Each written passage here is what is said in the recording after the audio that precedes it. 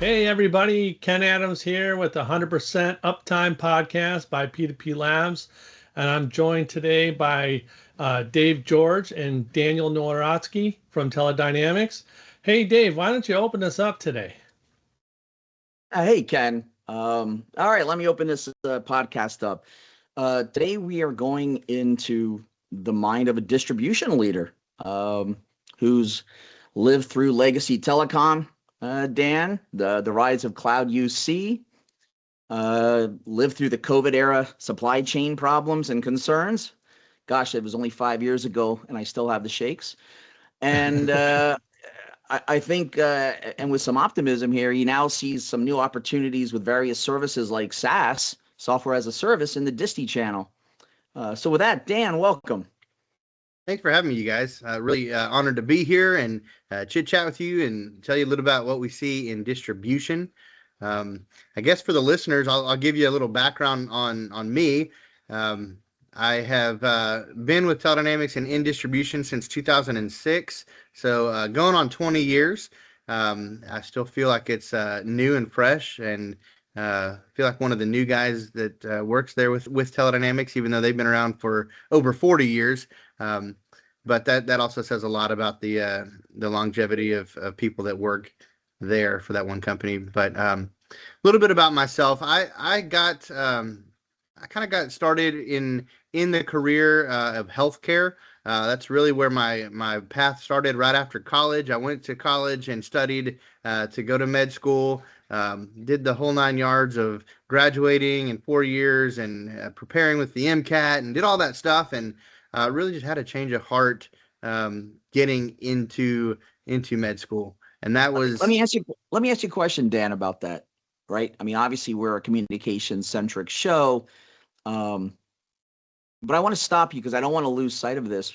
Was there anything formative in that initial healthcare medical field that you were looking at that maybe helped shape the way you lead people today or how you look at things today? I want you to keep going. Yeah, we'll break it down. But I don't want to just get your resume, right? What I really am looking for with this question I just posed to you is, how did it affect you? And then how did that then shape you?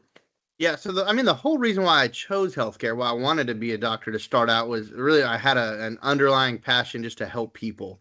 And the people that formed me growing up were in the healthcare profession as well. And so it's kind of one of the things I thought that made sense. Academically, I was always top of the class, doing 100% of the time whatever I could to better myself academically. So that came easy. The studies, the anatomy, physiology, all that stuff came easy. But the fact of I felt that my role, for those that are of the faith, my God-given role was to help others. That's what I just felt that I was living for. And so that was the reason to go into healthcare. And through all the process, I learned a lot of good skills, a lot of people skills, bedside manner, if you will. Sure. So yeah, I think that kind of does help. But there were definitely some turnoffs in the industry when I left college, and that was in 2005. And the things that I saw then are really what we see in the healthcare profession now. So not to turn this into a political podcast, but the writing was on the wall back then, 20 years ago, of it was really turning more into law and ethics than actual medical practice. And so to me, that was just a turnoff.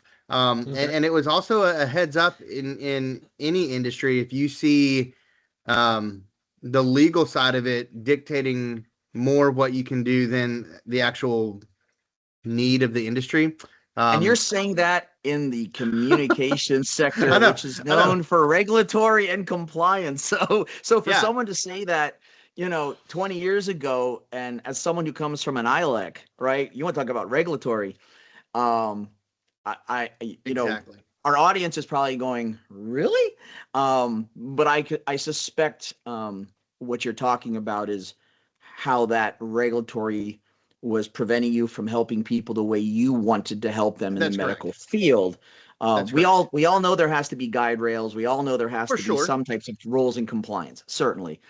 But when you So, know okay, something so is yeah, correct and something needs to be done, but you have to jump through a bunch of hoops either first or in lieu of, it raises an eyebrow. right. Um, but that to be said, I will fast forward for a second, jumping back into distribution and learning about communications. When I got started, I got to sit down with the owner of TeleDynamics, and he was telling me about how the FCC went through the deregulation and how he formed TeleDynamics and why that Yep. was. And Yes. that's what clicked for me was, man, if there had been kind of this deregulation in healthcare during the time, I might have kept pursuing that. And so to me, that's kind of to wrap all that together, where I think the FCC kind of said, hey, you know what? You can own your own hardware. You can bring it together. It does have to meet these guidelines. Yes, has to follow some rules, but we'll let anybody come in with an OEM product. And So did that's, you bring, I'm sorry, Dan, please. yeah, well, that's just tying it together. I think where distribution and where I found my niche and feel there. So you brought those ideals, if you will, of wanting to help people, understanding rules are required, but you wanted to be able to do things in a more nimble manner. You didn't want to be so locked, and have things that are so rigid. Yeah. Did you bring that into the distribution channel at TD when you were hired on 20 years ago? I mean, it was already there. That Okay. was one of Okay. the things that attracted me to wanting to get plugged in and stay there and really create a career out of it. You see, with the way that TeleDynamics was set up before I got there, I don't take ownership of this. Happy Feller was the one that created TeleDynamics, and he created the structure. But it was a very um, flat organization structure where, yes, it's a very large company, does a lot of business, but you don't have to go and sit through 7 meetings and have 2 teams pitch an idea over. It is very nimble. There are Yep. rules, there are policies, there are guidelines in place. But when Sure. something needs to happen, and it's for the better of that ISP customer or that telco that we were serving at the time in distribution, now it's MSPs, and so many things have changed now. But then it was, you could make a decision, you could make it quickly, and I liked that structure, and that's kind of what I was leaving behind from the medical field, because it just wasn't that way anymore. So you mentioned TeleDynamics, which has a 40 plus year rich history as a wholesale supplier of communications. You go to the website, Consumer Electronics is also an offering. You're the CTO. When you explain TeleDynamics to someone outside our communications channel, what do you say to them? What problems do you solve? How do you say it in lay terms? What do you do? Yeah, that's a great question that my family usually asks around the holidays. What do you do? Uh, Yep, and all the so, time. I say, in most general simplistic terms, I work for a large warehouse company that Mhm. brings in and warehouses product directly from the manufacturers, and they supply that to a certified installer chain. And that's probably the most simplistic terms of what distribution is.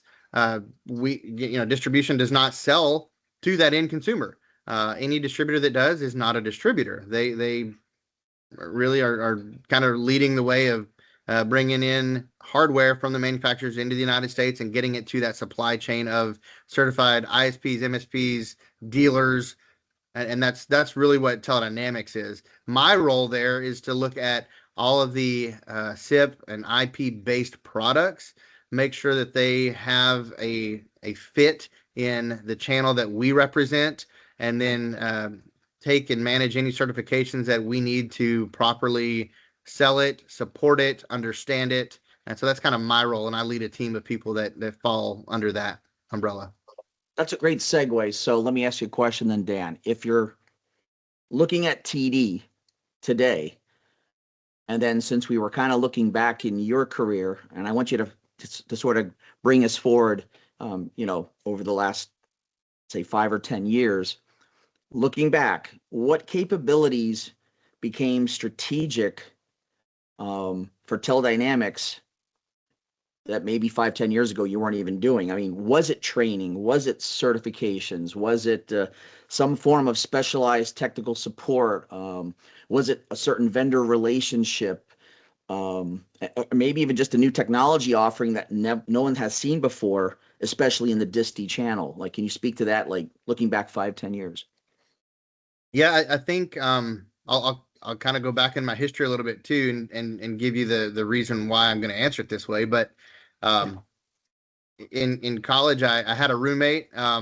He actually stuck with the medical route, and he's a children's pediatrician now. But anyway, um, roommate was always needing to borrow my computer, and this was back when it was the big CRT monitors, and Oh, yeah. mice and keyboard were not USB; they were the little PS2 circles, right? So big tower. Was always needing to borrow it, and I didn't mind. The computers were expensive back in the late '90s, early 2000s. So I wanted to try to come up with a way that we could both use this one tower at the same time. And Yes. Windows ME or Windows 98, whatever it was back at the time, really didn't support multiple monitors, keyboards, mice. So I really quickly learned Linux was the service at the time that we could dual boot the Sure. system and run two people on the same computer. And so my goofing off with Linux taught me a little bit of coding, a little bit of the background command line, if you will, that Sure. a lot of this IP structure runs on today. And so right out of college and, kind of goofing off still with Linux, Asterisk was the first telecom piece of software that I got my hands on and played with that was open source. And from there, it was, about, I mean, I don't know, maybe 15 years ago, maybe not that 5 to 10 year window, but that's where everything kind of started growing on that. And you started seeing some of these vendor relationships of new vendors coming into the market space, bringing in open source telephones. And Right. at the time, that didn't really exist. It was all the proprietary stuff. We were working with Panasonic and NEC and Sure. your Avayas of the world and Toshibas. And so to me, that was a new piece of technology that just intrigued me. And I wanted to get my hands on any of the vendors that would send me some stuff and play with it. And that was it. That was key. And the fact that it was all familiar to me with Linux and Asterisk. Right. Fast forwarding So today, I think it's just continued to build on that. And so in the last 5 to 10 years, there have been manufacturer relationships that really pushed that envelope for TeleDynamics specifically. Yealink, Grandstream, those two guys have really poured into it, and have made us be who we are in distribution to have some of the top two manufacturers globally as some of our best vendors. right. So let's talk about that a little bit. The playing field that you operate in, right? I call it techcom. Some people will still call it telecommunications or Yeah, telecom or we say whatever. Right? ICT, yeah, information Yes. communications, telecommunications, Sure. yeah. Sure. And we love our acronyms, There so we go. we'll go with whatever you like. But here's my question: why do you think it's changing so fast? I think if we do rewind and look, telecom was always 100% completely separate from data. Your data guys came in, put in your network, firewalls, routers, whatever. I mean, Wi-Fi wasn't even a thing back then, even. But they started merging, and the more that data and telecom merged, that was something that pushed the envelope. SIP actually went from kind of being this open source thing to actually getting a couple of FCC rules and regulations that now made it, hey, if we're going to make this a standard, everybody has to operate under these codecs and under these situations. And so the more that those merge and continue to merge, that's what's making this field blossom and boom. Because 20 years ago, maybe even 10 years ago, before you started seeing the closures of the Avayas and the Panasonic and NEC, about 10 years ago, all these reports came out that were saying desk phones are going to die. No one's going to have a desk phone ever again. Well, Dan, as if the pundits ever get that right. Well, I think they got it right because I don't see a Panasonic desk phone anymore and NEC desk phone anymore. They got legacy premise Yes. transitioning to cloud right, although their time frame is still off. if you remember, a lot of pundits said by 2024 we'd be at 80% Oh, take yeah. rate in the United States. We're not even halfway there. We're roughly half. Yeah. But so you're right that they got that right, that the companies that didn't transition to cloud were going to have a tough time. We saw it with Nortel, Avaya, Mitel, the list goes on. Yeah. But the desk phone part of that equation, I would argue, is still going strong. Now, Very. I'm sure everyone on this podcast has used, FaceTime or Zoom or some other type of application-based communications tool, right? Microsoft Teams, whatever it is. But certainly, again, going back to the pundits, they got it partially wrong. How about that? Right. Right. But let's zoom in. Let's zoom in on this since we're talking about communications. So in unified communications right now, what do you think is real and what do you think is hype based on what we just talked about there? We talked about Microsoft. So what about Microsoft Teams Phone, right? Very large player in the space. I think 26 million licenses of Microsoft Teams Phone. That's bigger than RingCentral or Vonage or any of the big guys out there. So when you look at it from that perspective, are they friend or foe to the audience here that is typically small and medium service providers? What do you think about that question? There's really two ways to dissect that. If you're looking at it at the end of the day as a platform, then I believe that they are a friend, because at the end of the day, all the other ones you mentioned, RingCentral, WebEx, whatever, those are all platforms, and and you have to operate an endpoint of any kind on that platform. You have license seats that you sell for that platform. Now, is it a different platform that now you have to go get certified and they kind of manage who can and can't be a gold partner with them? Yes, but that's not unlike any of the other proprietary systems that we had back 20 years ago either, where NEC had a really strict policy. They said, no, there's already a dealer in your city. I will not license you, and you cannot sell that proprietary system. So it's not unlike what we had 20 years ago. I think it's just a different platform. And as we dive into that and look at the certified versus the preferred hardware for that, Teams phones, they have a certified phone that manufacturers make, that it comes booted ready for Microsoft Teams. So you log in with your email address and password, and it boots up as a Teams device. Yeah, that is one way that you can do that. You can sell the hardware and put a seat on there that way. But Microsoft has also allowed gateways, or SBCs rather, that you can now put any third-party SIP device on there, whether you like your Yealinks or your Polys or Grandstreams or whatever. And the SBC does the negotiation with Microsoft. And so that has I still say they're friend. It allows you, if you're not a Microsoft person and you have your own platform, you can still integrate with Teams. So I have a saying, Dan, there's no sense in diffusing a bomb that's already gone off. And so what I mean by that in this regard with Microsoft would be, your customer may have already bought Microsoft Teams. There's 350 million plus daily active users of Microsoft Teams. There's 26 million phone licenses in North America. So if I'm just doing the numbers, that bomb's already gone off.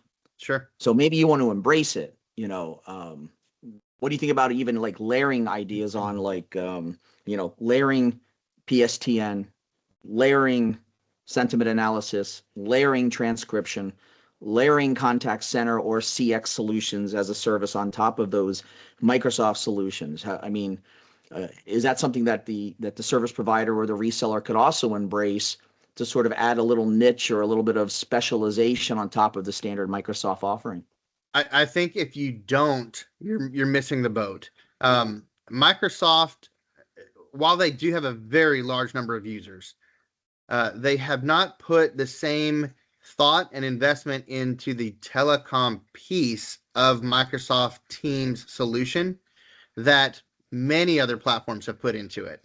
And so by layering on top of Teams with any of the other solutions that you talked about, whether that's the CX piece or whether that's some of the other data analysis pieces, AI.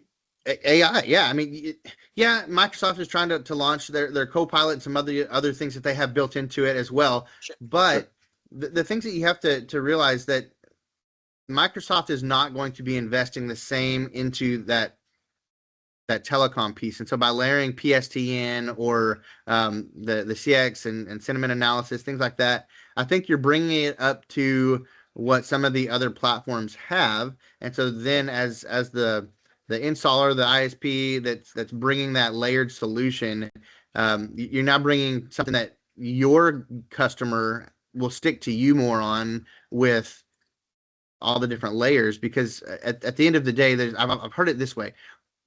Every customer is either moving to or moving from Microsoft Teams.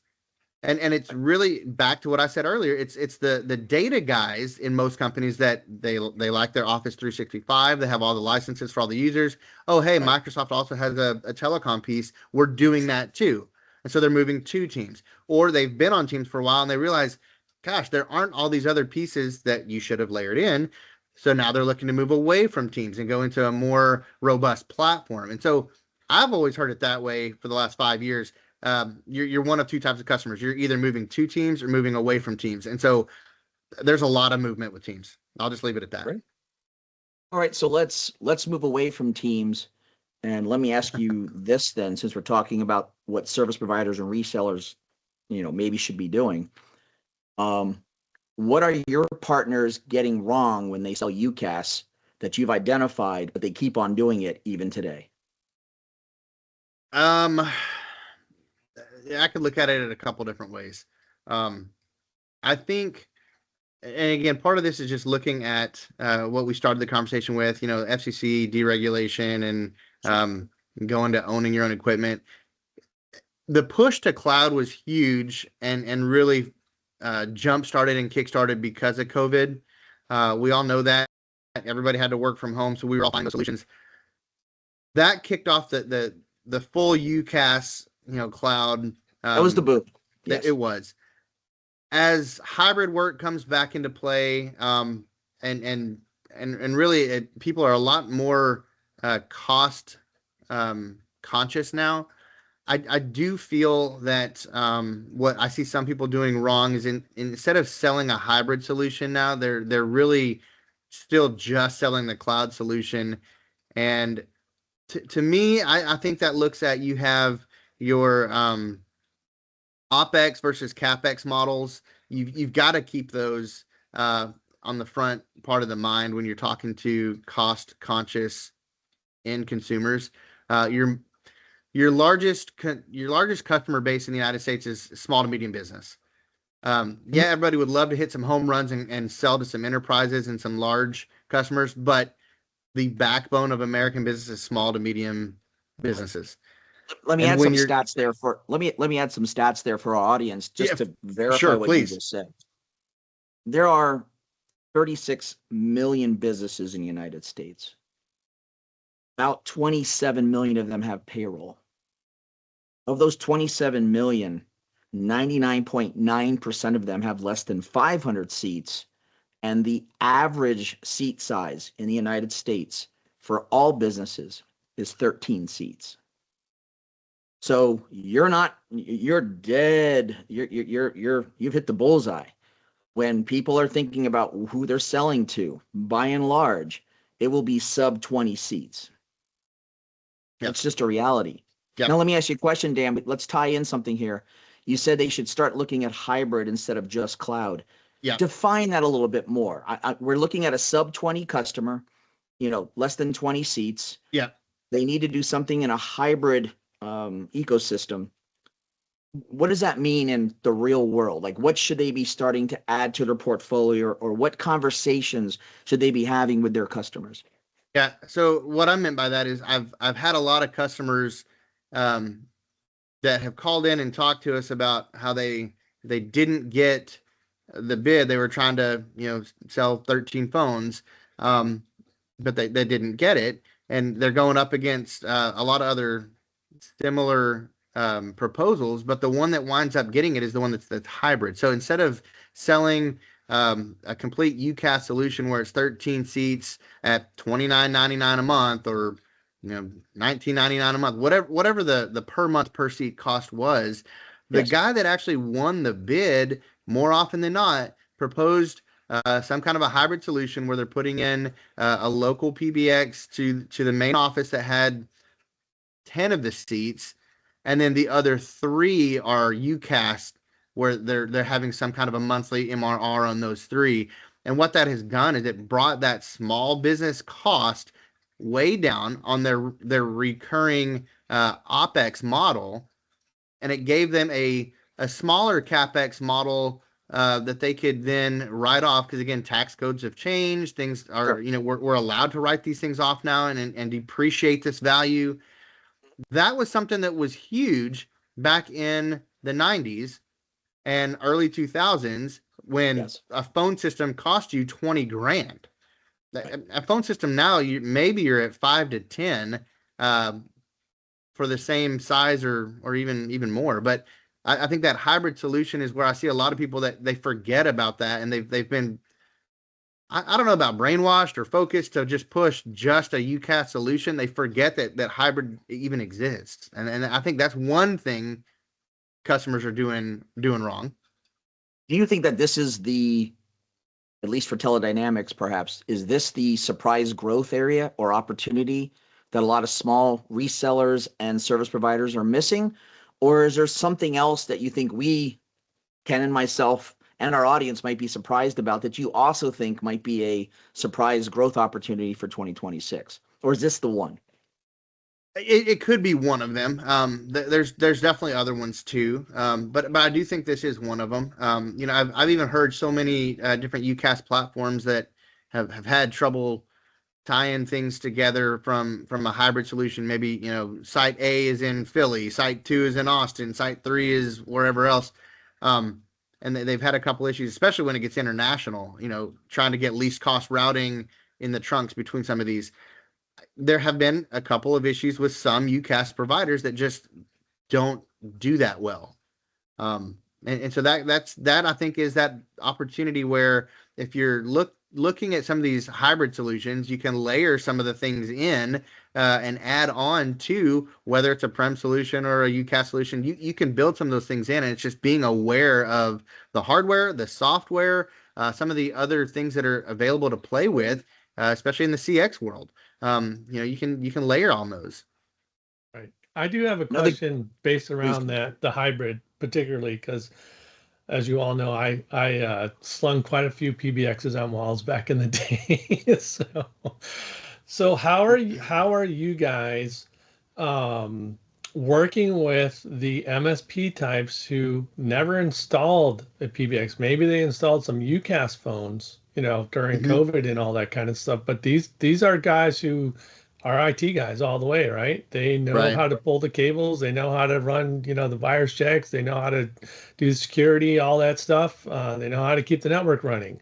So how do you deal with those service providers who are now getting into telecom because it makes sense for them as they control the entire, network experience for their customers?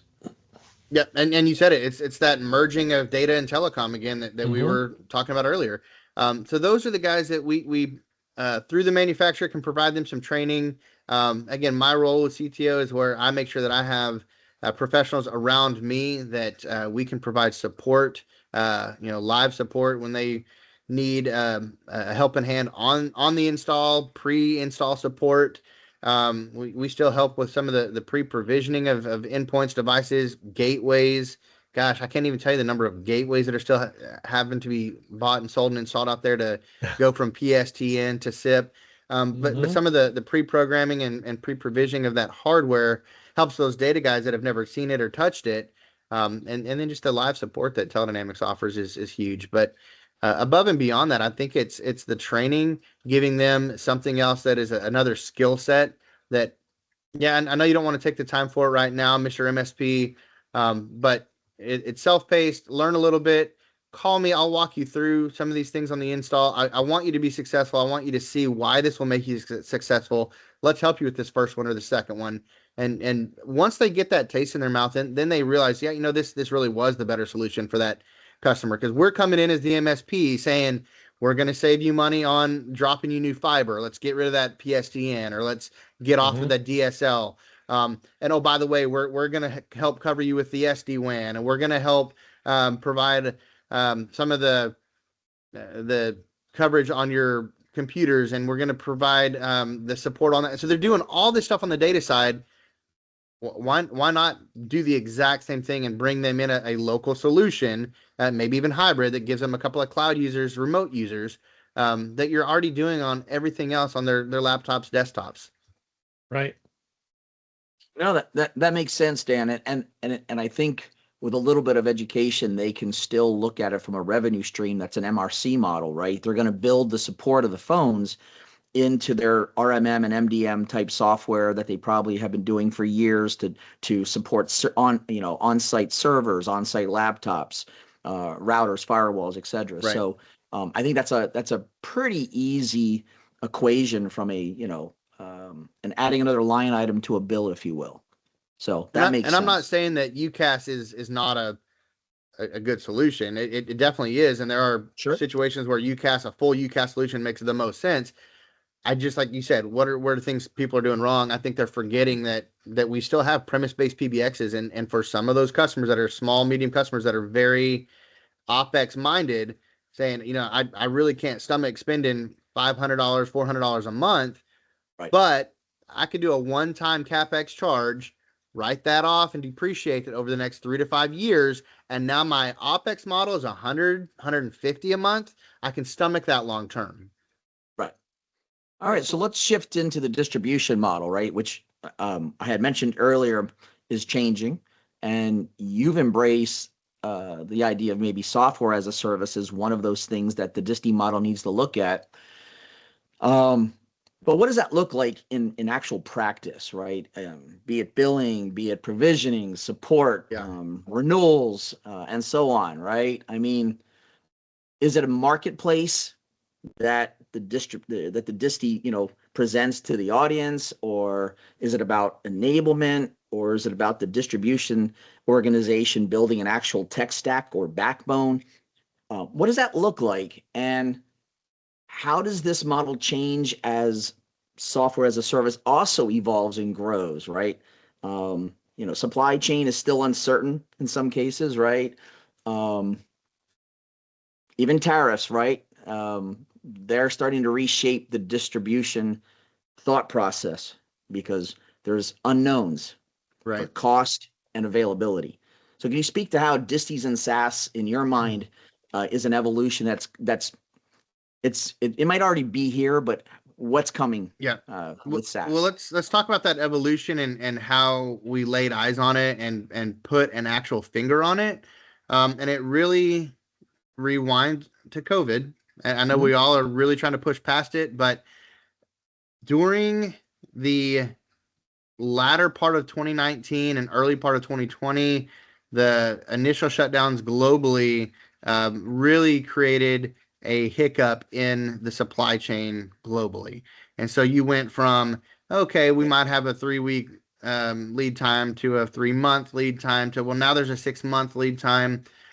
All of the supply chain hiccup compounded with the rest of the world needing chips immediately. I know car manufacturers were on back order. Those required the same chips that some of these IP phones required. And so that was our eye-opening experience to going, okay, this is where the distributors that are going to last through this season saw that writing on the wall, ordered ahead of time, and were prepared. We're going through the same thing today, again, 5 years later, not because of COVID, but because of growth that we're experiencing globally in AI data centers. AI data centers are now on the priority line globally for some of these same chips. So manufacturers are now saying, hey, we're third or fourth in line again, like we were back in COVID, to get these chips.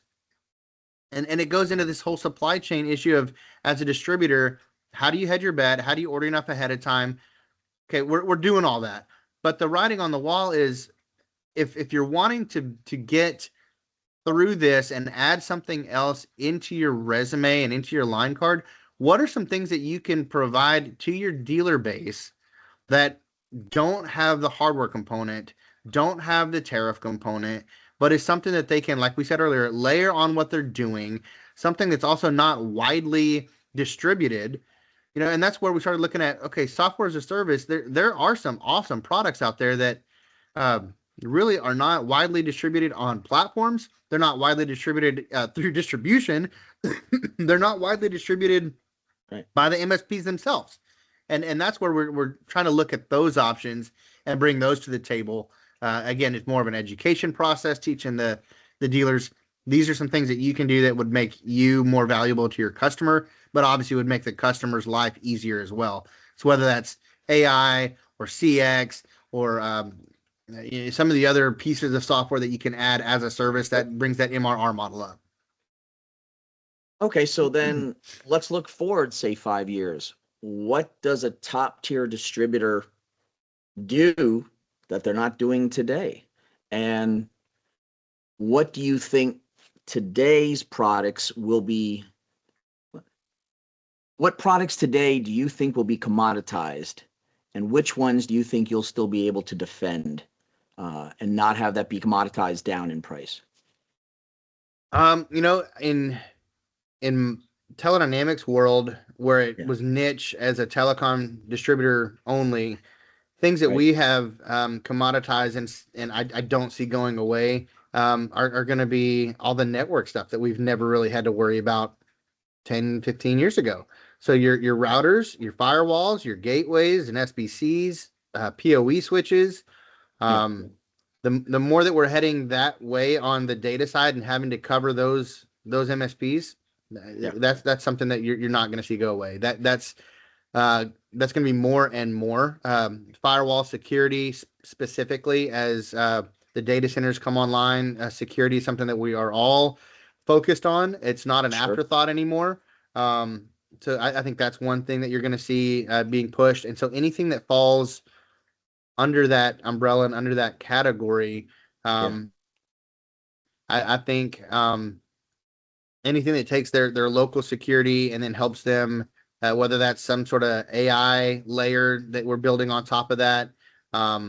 I think bringing everything under one pane of glass, I think that's where I do think CX is going to be growing there, because now you're not wanting to. We were talking about cybersecurity. We were talking about that, but unfortunately your camera froze, and I really want to have what you just said restated. And I don't even care if you don't edit this out. It's important. So could you restate that last part? Because I was getting it, but I think our audience would like to hear this. Yeah, I think Teams froze on us there because I saw the same thing. I think as security becomes even more conscious and aware, down not just the firewall that's in place, but yes, those are going to continue to evolve, but down to the end programs that the end consumer is using on their day-to-day use, whether that's they're sending out messages through WhatsApp, or they're sending their emails or their SMS or whatever, having that single pane of glass to pull all that through, that allows them the secure feeling of managing all that as a small business. I think that's going to be big. I think that's going to be something that users moving forward want to be able to manage and have that security behind. I think, and this is something that TeleDynamics has today, so they can reach out to you to talk about that as well. They can, and I think it's not just that, but it's layering any piece on top of what customers are doing, and this goes even into the IoT world of PoE plus as that continues to evolve. There's more and more coming out that is an AIoT. AIoT is software defined technology that one, security is going to be important on, but I think that's going to be continuous evolution. Yeah, I absolutely agree. Let me ask a question then for our audience. If you are advising a small MSP, 8 employees, 10 employees, and they were getting started today, what would you tell them their go-to-market strategy should be? What should they do to be successful starting today, planning out for the future? I mean, if you're starting today, starting a Yes. business today, A small, even if they're an existing MSP, but they're doing what I'll call the traditional MSP. They're doing what they should be doing, if you will. So they yeah, might have some form of cybersecurity software. They probably have their own. They're probably loyal to a brand or two of firewall and router. They probably use a certain brand of wireless access point, right? They probably have those types of elements in place. okay. But what should they be doing or looking to for the to ensure their growth when things are being commoditized, when there is this downward pressure on price? Yeah, I think the main focus as any MSP, um, you want to find what separates you from every other MSP. And so maybe that's the focus on a specific vertical that you know that you can answer every single question about that. And so you focus on what makes those verticals tick. Maybe you want to focus just on small business retail, or maybe you want to focus even further into fast food, or maybe your main focus is going to be on doctor's office and attorney's offices. You know, Right. whatever that may be, you have a Subject matter specific, expert. yeah, you've Yeah. got to be the subject matter expert in that vertical, and you got to start that in your backyard, grow that there. You really find some customers that you can go in and really have them ask the hard questions of you, like whether that's having them ask about your security backbone, or having them ask about some of the softwares that you integrate with. Because as you really become the subject matter for those services, you're going to find things that you need to integrate with, things that you need to layer with, and once you know those, that's Right. what's going to make you grow in that vertical faster than in any other MSP that you deal with. Yeah, I also would think, I think you'll agree with this, that you need to enhance the outcome for your customer.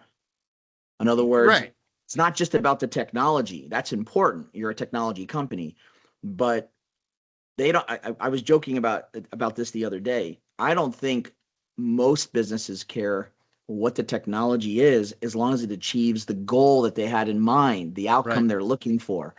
So don't try to wow them on something that's shinier and newer, if it doesn't solve their problem, right? Right. So using buzzwords, like AIoT, for example, right? We know what that is, but my Yeah, they point don't is care. just go into the customer. And I think you're right. I think sitting down with the customer and asking them what problems they have, and then figuring out how you could help solve some of them, Yeah. that's going to be a much tighter relationship than just a transactional sale of, oh, you need 10 phones, here's 10 Right. phones. I, So I'm I'm I'm big on processes. I love to sit down with the MSPs that call us, yeah, and sometimes I get to hear about that end site that they're trying to put a bid together for, and I'm big on process. It's like, tell me, Dave, what is it that you do every single day? What does your day look like? And what are some things that we can do as an MSP to make that day be more efficient for you? And so let's look at those processes. I start my day off by checking email, and then we got a couple of conference calls. Okay, if we can find a way for you to get through those processes quicker, more efficiently, would that help your business? Yeah, absolutely. Okay, great. Technology might be a way to do that, but it might not be technology. It might be something else. It might be something else we layer in. But that's the big thing. You got to go through the processes, and that's why I say do vertical specific, because most verticals are going to have the same or similar processes. They might just have a couple different softwares you have to integrate with. characteristics. So let me ask you a question, Dan. Based on everything you're seeing in our ecosystem, in our industry, what's the one action you want our listeners to take after they listen to this episode? I think it's don't forget what we used to call the site survey. There's so many things as an MSP that when you're there with the customer, you really need to take inventory of what they have, what they don't have, how their processes are currently working, um, and it could be, you're there doing a service call. They called you to come and help with just getting faster speeds. Okay, faster speeds. Dive into that. Are you talking about faster speeds into the building? Are you talking about faster speeds pushed across their Wi-Fi? What Wi-Fi do they have in place? Is it just a 2.4? Are they running 5G? Are they running 6 and 7 now? There are so many things that you can look at there. Okay, well, that's faster speed now. You've distributed across Wi-Fi. What's using the Wi-Fi? Is it just laptops? Do they have a bunch of Wi-Fi phones? There are things that you really need to pay attention to, and I just call it the site survey. That's what we used to call it 20 years ago. Yeah.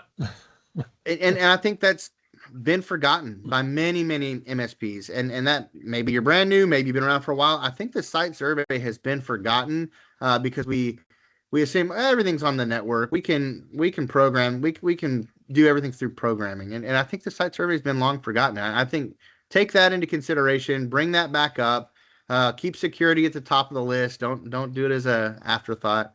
Those are my key takeaways. Yeah, I think the site survey will come back, Dan. If you are seeing an emergence of hybrid as at least another deployment model for key systems, PBX for UC, if you will, the site survey was part of that legacy concept. So the good news is it sounds like things are secular, and it will come back around. So I have one final question for you, Dan, which is, in our ecosystem, is there something that we're not talking about that we should be, or that you're hearing whispered, but it's not being proactively talked about, if you will, in an open forum or publicly?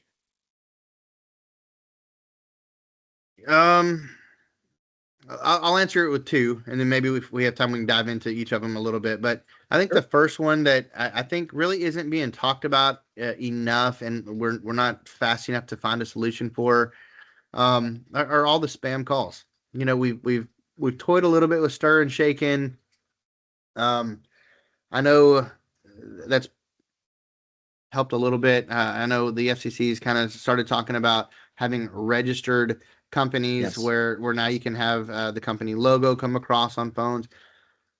That's fine. Those are all good things, but the underlying issue of spam calls, I think we're really not talking about that enough, and I think that's affecting all of us. Whether you're a UCAS, whether you're slinging a bunch of SIP trunks, whether you're doing some prem or some hybrid, it's affecting all of us. Even on Microsoft Teams, once you attach a number, man, you're part of this ecosystem. So I don't think we're talking about that enough. And then the other thing that I was gonna bring up is I don't think we're really talking about IoT specifically. We're using it too general of a term, and even AIoT, if you want to throw that in there.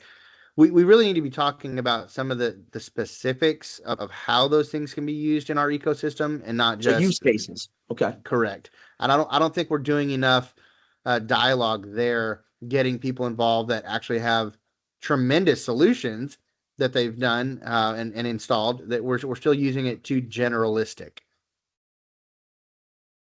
Is that possibly one of those surprise growth opportunities that if the right service provider or reseller were to embrace it, I always tell people, you got to have a little bit of grit. You got to put a little bit of effort into it, right? It's not just going to, necessarily present itself in an easy fashion. But do you think that IoT presents another opportunity if someone were to find the right vertical or the right niche, they could really capitalize on that as well? I do. I really do. I see it playing in all sides of the ecosystem, with the telecom side, with the data side. I think the open APIs are all there for what we're dealing with. There's so many things that I've played with, just thinking, this could be a solution if some manufacturers would take this and kind of combine it into what they're already doing. We've seen it in the video conferencing space, where all the video conference players now allow for API integration to raise and lower blinds in a conference room, to raise and lower lighting. Those are all IoT ecosystems, but to pull that in under one house and have all that, I think that those are some of the ideas that we need to build on and go with. But yeah, I think that's going to be a major growth factor, and especially all the research and development that is being put into the standards of PoE++, and to make that more efficient. Like, what are we plugging into these PoE switches that needs to draw that much power, and Right. how do we harness all that and take advantage of it? And that's the IoT sector. Yeah. Yeah, and since obviously TD has gotten a reputation for being a distributor in the UCAS channel, another technology that certainly is emerging is the concept of a VCon, right? Virtual conversation, and the idea of essentially meta tagging, if you will, those voice conversations. Actually, any conversation, I should say. That's a messaging as well, and RCS, text, et cetera, et cetera. So I think there's a lot of technologies that if our audience picks one that resonates with them, right? You want to be passionate about it as well, Yeah. right? You don't just pick up a hammer because you feel like swinging a hammer. You want to build a house. You want to build something, right? You want to do something with it. Yeah. So I think that what I'm hearing here is, when it comes to what you're seeing, there's definitely opportunities for even the small and medium service provider partnering with a company like a TeleDynamics, who's now starting to bring these software as a service solutions to the forefront. Can we assume that you're going to have the same level of certifications or training or technical support that you've been doing for the traditional hardware side? Are you bringing that element into the software as a service so that these smaller service providers and resellers can feel like they can really take this to market, have that confidence of delivering on that promise that they've just told their customer that they want to provide for that outcome we're talking about? Absolutely, and that is the benefit of distribution, is allow us to be the experts on the things that we're providing answers for, and help teach you to become an expert. And obviously, I use that term loosely. The only expert really is maybe the person that designed it, or the vendor, right? That's maybe the only expert. But again, yes, having staff that is going to be trained on the sales side of it, trained on the support side of it, to answer those questions, so that if you are a smaller, medium MSP, you don't have to feel that you have to have one guy trained just on this one SaaS solution just so you can sell it 2 or 3 times a year. That's what distribution is for, and that's what good distributors do. And so, yeah, we're going to be part of that solution and making sure our guys are trained and can provide that. And I want to thank you so much for having this conversation with Ken and myself. We're driving this podcast with our ecosystems gurus, the builders, the doers, the movers and shakers, right, Ken? And Yep. we're not just talking to it, right? We're bringing people like you on this show. So for our audience and for anyone that's found us on any of their podcast channels, please like and subscribe to never miss an episode. And please don't hesitate to shout out if there's a topic you want to learn more about. I'm Dave. Dan, thank you so Ken. much. And Ken, This take is it away. Yep, thanks. Thanks for listening to another episode of 100% Uptime by P2P Labs. As Dave said, find us on YouTube, our website at engagep2p.com, or your favorite podcast platform. So thanks again, everybody. We appreciate your time.